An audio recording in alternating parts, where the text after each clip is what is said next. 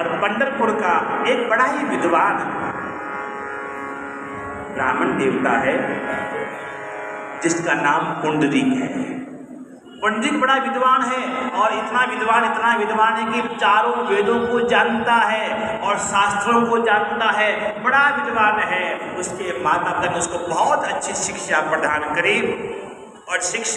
करी और गायत्री मंत्र का जप भी करता है। ओम भूर्भुवस्सुः तत्सवितुर्वरेण्यं भर्गो देवस्य धीमहि धियो यो न प्रचोदयात् आदि वेद मंत्रों का उच्चारण करने वाला पुंडरीक है।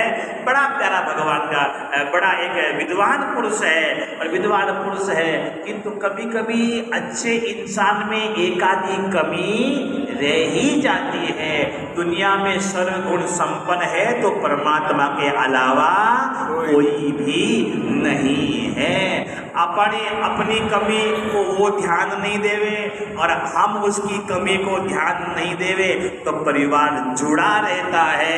उसकी कमी हम निकालेंगे, हमारी कमी वो निकालेंगे। इधर से एक बाण तीर चलाया, उधर से 2 चलाया, इधर से 4 चलाया, उधर से 8 आया, इधर से 16 आया, उधर से 32 आया, इधर से 64 गया और वो जस सुरसा बदन बढ़ावा तांस दुगन कपी रूप दिखावा वो हो जाएगा। इसलिए कुछ कमी वो हमारी सहन करे, कुछ उनकी कमी हम सहन करें तो ऐसा तो उसका बाकी जीवन तो बढ़िया था कि तो इसकी एक कमी थी कि वो पत्नी से बहुत प्रेम करना ही भी अच्छी बात है कि तो इतना प्रेम करता कि उस प्रेम के अपने माता पिता का भी कहना नहीं मानता। ये जितने एक बड़ा आदमी को काम करता है तो उसके अनुसार दूसरे लोग भी वैसा कार्य करने लग जाते हैं। तो बड़ा विद्वान था, कर्म भी बहुत सारे थे। एक दिन ऐसा विचार आया पिताजी ने कहा पुंडरीक तो कोई कहना मानता नहीं, पर एक हमारी आखिरी इच्छा है। मैं अभी बाड़मेर गया था, बाड़मेर से वापस आ रहा था तो करीबन 50 लोग जा रहे थे। वो रेल के बैठ थे हरिद्वार। मैंने कहा भाई मुझे कोई किसी का फूल भी दिखाई नहीं दे रहा है और ये सब आप जा रहे हो, मालाएं भी पहनी हुई है, पर आप मैं तो समझ नहीं आप जा कैसे हो। गुरु जी सच्ची बात तो यह है कि हमारी दादी माँ की उम्र 96 साल की है।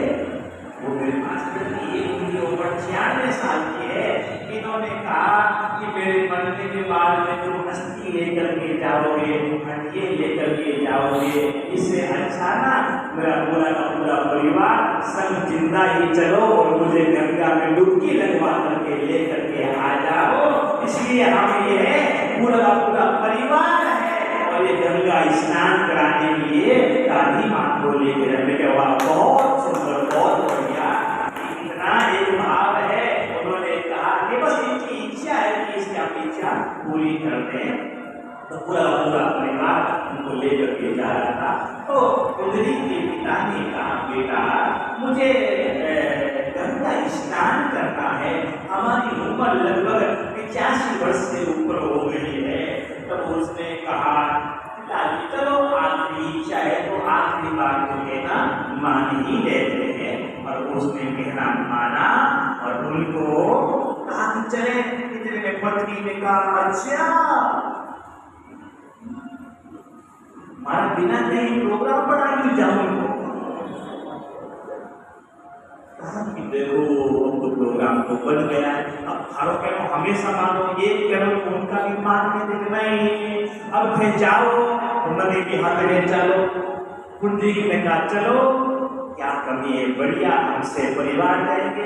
पर मैं तो बहुत कोमल हूँ, मेरे पाँव पीढ़ी बहुत कोमल है, मैं तो लक्ष्मी जैसी तुम मुझे कहते हो और मेरा पाँव बहुत कोमल है, वैसे मुझे चला नहीं जाएगा। तो क्या करो एक काम करना, अरे कंधा मत दे। सच में मजाक नहीं कर रहा हूँ मैं आपको। आप पंढरपुर में जाओगे तो आप मंदिर में बड़ी तस्वीर बनी हुई है जो आपसे कहने जाने जा रहा हूँ। तो कहा कि मैं खरा कंधा मत है। इसलिए मैंने कहा ना पत्नी से प्रेम होना चाहिए और भी इसे मैंने कहा सबसे प्रेम होना चाहिए, एक सबकी लिमिट होनी चाहिए।